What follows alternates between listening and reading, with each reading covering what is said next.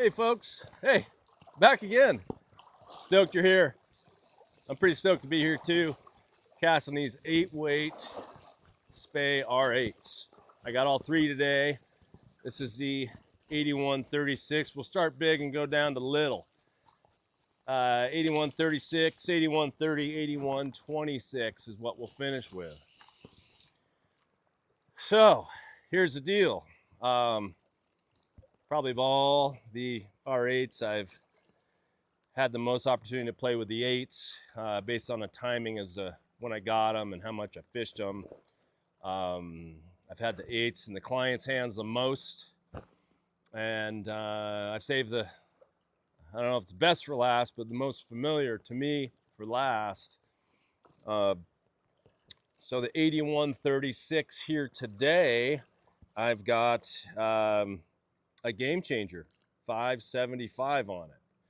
Now, why did I pick that? Well, because it's what was on it when I left my house, and I brought my Scandi, head wallet. But of course, the 520 Scandi that's just amazing on this rod is on a different reel back home. So that shows you the versatility of this rod. Is hopefully that cast looked good. That was 575 game changer, just a double Spey. And I do like to fish the game changers on the longer rods. Game changers are 23 feet. You have a lot of sinking material there. Multi-density sinking Skagit heads is what they are. So the longer rods are just better for fishing the game changer. It's easier to get it up and out and moving and going. So this 575, you picked the sink tip on this 8136 was pretty awesome. And then you can fish a regular Skagit Max launch on it in a 575 or 600. It just kind of depends on what you like for load. And then that 520 Scandi on this 8136 is just absolutely badass. And so this will be a very popular BC big water winter steelhead rod when you need a little extra distance or you want that little bit extra length to get that game changer moving and that tip and fly going. So that's kind of the deal there. And then, making those longer casts on bigger water with a Scandi or even longer heads. And, in all these reviews I've done, I don't talk about heads longer than a Scandi. I don't fish them. I cast them about once a year. That's not my specialty. But really, because 99% of you all out there fish Scandi or shorter, whether you're in the Northwest, Great Lakes, Alaska. Of course, there's plenty of longer head fishermen out there that have their niche, and that's super cool. But 99% of you fish Skagit, Scandis, somewhere in between. And so that's what I do. And that's what I talk about. So anyway, 8136, badass rod. Great with a 575 game changer, 575 or 600 max launch. And then that 520 Scandi launch is pretty sweet. It's really sweet, actually. You could go heavier with the Scandi. I like light with the Scandis. I tend to go light with Scandis as light as I can get away with and still feel the rod work. You could bump up the neck size on the Scandi. That's up to you, but I'm digging that 520 a lot. Okay, I'm going to reel this up. We're going to get on to the 8130. Now, the 8130, folks, this is going to be by default, just like the 7130, by default, because it's 13 feet, probably the most popular of the 8s. right in the middle lengthwise. And these 13 footers, whether it's a 6, 7, or this 8, or even the 9, they are the grooviest of the groovy within the R8 family. Now, I mentioned in a previous video that, you know, George Cook calls a lot of these, or says a lot of these fall into that Northwest Soulful Spey kind of category. That's a Georgism, of course, but and all the 13 footers are in that zone.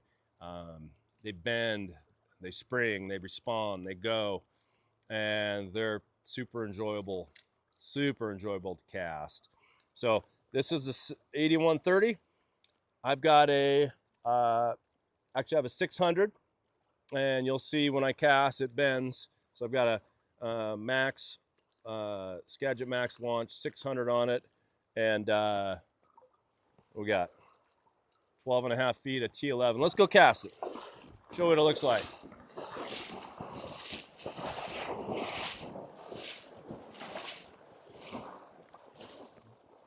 And certainly, there's going to be a lot of game changers put on this rod.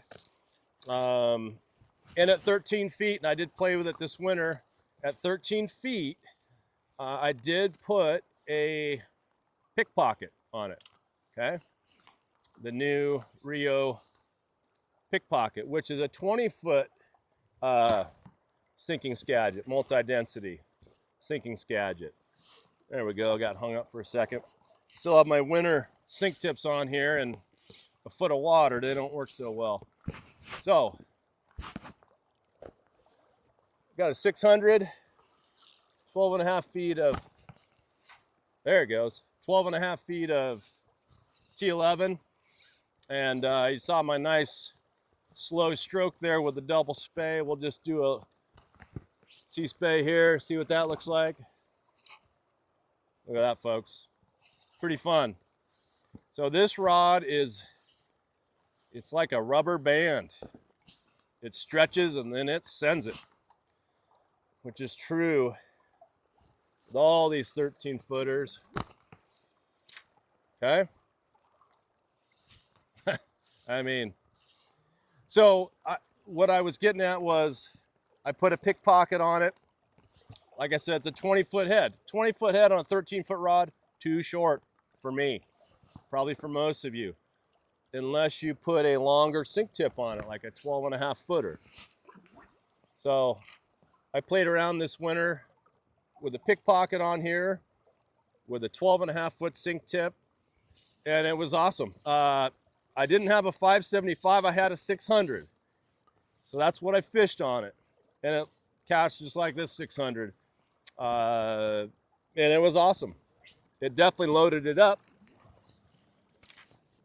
But so yeah, you could game changer, you could pickpocket, but if you're over 5'6", you're gonna want a longer sink tip if you do a pickpocket, or you're gonna blow your anchor a bunch. So this rod, like I said, it's gonna be depending on your load preference, like a lot of 8 weights, 575, 600. I get a lot of questions about Scandi bodies, probably because I talk about them a lot. And it's not my instinct to fish Scandi bodies on some of these bigger 7s and 8s. I was just talking to Will Johnson at the Ash and Fly Shop, and he put a 540 Scandi body on this 8130, took it to BC, and thought it was pretty awesome. And he was fishing like a 15-foot replacement tip. So for that, you can get away with that with these longer rods. It's not my deal, not my instinct. I typically Scandi body up to a 6 weight, or I got one on that 7 weight switch I talked about in a previous video. But so yeah, I'm typically full Scandi, game changer, or just regular Skagit on these bigger rods. And like I said, this one's kind of on that bubble for that pickpocket. If you put a long enough sink tip to where you're not going to blow your anchor. That pickpocket, I really liked fishing that this winter on this 8130 as well. So you get the versatility of a 13-foot rod, a lot of line options, but from what I've experienced, it's going to fall in that 575 to 600 category, depending on your preference, and that is up to you. All right, let's go to the 12.5 footer.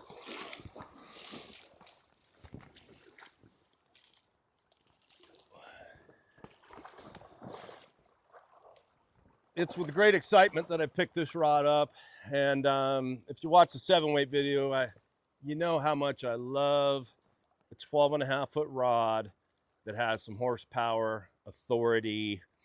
You know, I like to lean and launch. If you like to lean and launch, I mean, lean into it. Lean into that rod and launch it. you got to check this thing out. And so when I first got this rod, and I was starting to show them around to shops, I put a 600 on it, and it was good. It was fine, and it was well liked, and you know, hey, it's a good rod. And I was talking to Gray Struznik, he's Sage ambassador, Forks, Washington. Talking to him on the phone in January, and we were talking about this rod, and he said, try the 625 max power. I had a 600 max power. He said, try a 625, and my brain just can't put a 625 on an 8-weight. So really says, oh yeah. So I put a 625 on it, and went around and showed the rod more, and it went from, hey, that's a good rod, to this might be our favorite rod in the entire Spey R8 lineup. It absolutely is. It's a beast. It's a beast. So, you know, with the design of these rods, this 8126 was designed with more of a European action, not your soulful smooth action, more of the European action. So this thing is fast. And if you like fast, great. But you know what you can do with fast? Put more grains on it. And that's what we did with this, putting a 625 on it. And sometimes that works out good, and sometimes it doesn't. I can think of rods that in previous series, one in particular that I could just never find the right line for. It was such a stick, and I kept putting more and more and more on it. And it didn't do what I wanted to do. The 625 on this thing is an absolute blast. So it's a max short, or a max power, which is a short. And I think I've got 12.5 feet of T14 on here.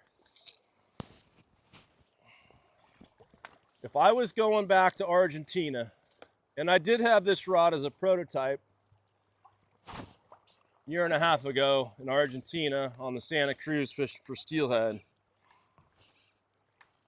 and did not put a 625 on it then, had a 600 on it, and I liked it. But the way the wind blows down there, oh my. 625 with this power, because we fished 12.5 feet of T14 almost exclusively the whole trip. I mean, it was, and whether you're on the Rio Grande fishing for sea trout, or you're happen to get down to the Santa Cruz, which if you want to catch an Atlantic run steelhead, I suggest you go check out the Tres Amigos. This thing with a 625, I mean, it was my most popular rod this winter. So much fun. Everyone can cast it.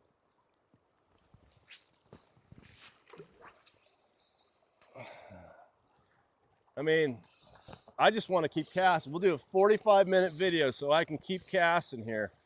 I haven't cast this rod since March.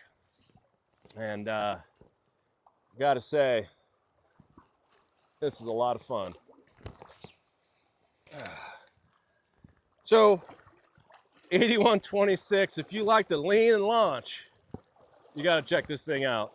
That was with 12.5 feet of T14, a 625 max power.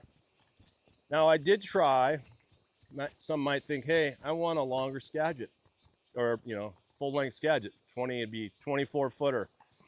And I did put a 600 Skagit on it, the max launch, and I put it was all right, it's good. I put a 625 max launch on it. Yeah, it was fine, it was good. But there's something about this power taper at this length, a 625, it's the absolute best match I've found on this rod. And that's true also for the pickpocket, which is the same taper, a 20 foot, your multi-density sinking 20 footer, your pickpocket, same drill. So it's not my instinct to go power length, which is 20 feet on a 12.5 foot rod. I've said that before, but there's something about this power taper that just flies off these 12.5 foot rods. So if I was to tell you, well, I'm telling you right now, this is what you want. This is what you want right here. 625 max power on this 8126. It has zero limits. So quick review, 625 max power. Your other 8 weights, your 8130, you're going to bounce between 575 and 600 for a Skagit based on your load preference. And then on the 8136, I've got that game changer in a 575. 520 for a Scandi is insane on the 8136. Also, it is on the 8130. And you can put a pickpocket on the 8130, but make sure you have a long enough sink tip that you don't blow your anchor. 12.5 feet. Hey, hope you got all that. Hope you wrote all that down. You might have to rewind. I appreciate you guys. Thanks for watching once again. I'll see you again. Like and subscribe. All right. Catch you later.